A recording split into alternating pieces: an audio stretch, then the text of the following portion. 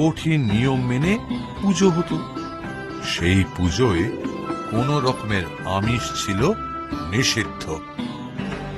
একবার এক দাসী লুকিয়ে মাংস এনে খাচ্ছিল।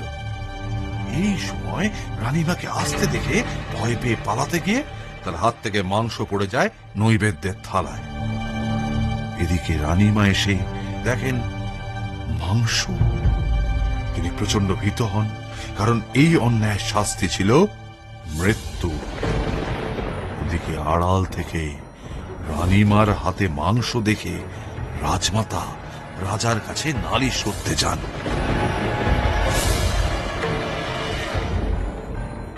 সর্বনাশ, এ পাপের শাস্তি তো মৃত্যু। না না, এ কাজ আমি করিনি, এ কাজ আমি। মাগো, মাগো, আমায় বাঁচাও। এই অপমান থেকে আমায় রক্ষা করো, এই অপমান থেকে আমায় বাঁচাও। না না, এইখানে আমি আমার প্রাণ ত্যাগ করবো। আমায় বাঁচাও, মা, বাঁচাও।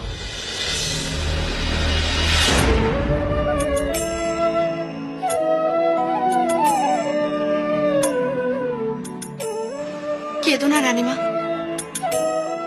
মা বিপদতারিণীকে ডাকো, দেখবে সব বিপদ দূর হয়ে যাবে। আমরা তো দেবী পার্বতীর পূজা করি। বিপত্তারিণী, সে দেবীর নাম তো কখনো শুনিনি। তিনি কে মা?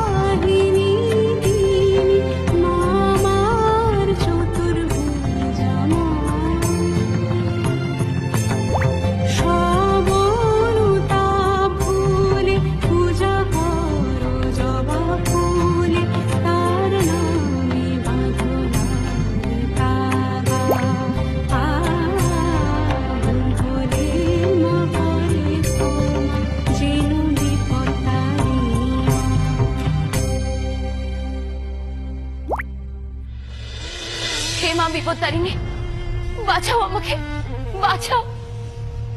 রানী, রাজমাতা বললেন তুমি প্রসাদের থালায় মাংস লুকিয়ে রেখেছো। তুমি তো জানো এর শাস্তি মৃত্যু, সব ধরনের আমিষ দেবীর বারণ। কেন তুমি করলে এই অন্যায়? না মহারাজ, এই কাজ আমি কখনো করতে পারি না। কি বলছো তুমি? রাজমাতা মিথ্যাচারণ করছেন? না রাজন, না। তবে এই অনাচার আমি করিনি। তুমি করনি? তাহলে কি তুমি করেছো এই অন্যায়?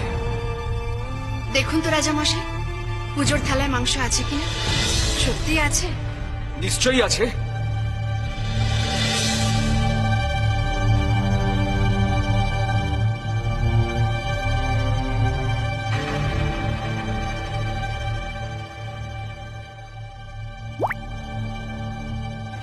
এ কি? এ তো জবা ফুল। জয় মা বিপত্তারিণী, জয়। রাজন, মা বিপত্তারিণী আমাদের এই অনাচার থেকে বাঁচিয়েছেন, রক্ষা করেছেন আমাদের। মা বিপত্তারিণী, তিনি কে রানী?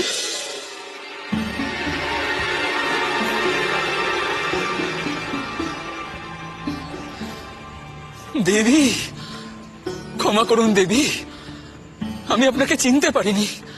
মা, মা গো, তুমি আমার বিপত্তারিণী। এই অদম তোমাকে চিনতে পারিনি মা, ক্ষমা করো, ক্ষমা করো আমায়। আমি বিপত্তারিণী, রক্ষা করাই আমার কাজ। আজ থেকে আমার পূজার প্রচলন করবে তোমরা।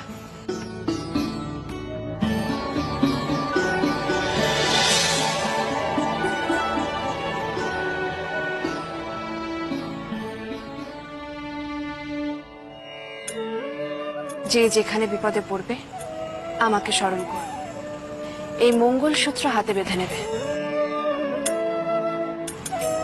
আমি রক্ষা করব। এইভাবেই মল্লভূমের রানীর মধ্যে দিয়েই বাংলায় প্রতিষ্ঠিত হয় মায়ের বিপত্তারিণী রূপ। ঘরে ঘরে ছড়িয়ে পড়ে তার ব্রত কথা।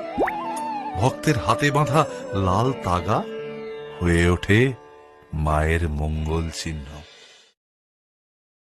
মল্লভূমের রাজপরিবার দেবীর ভক্ত ছিল।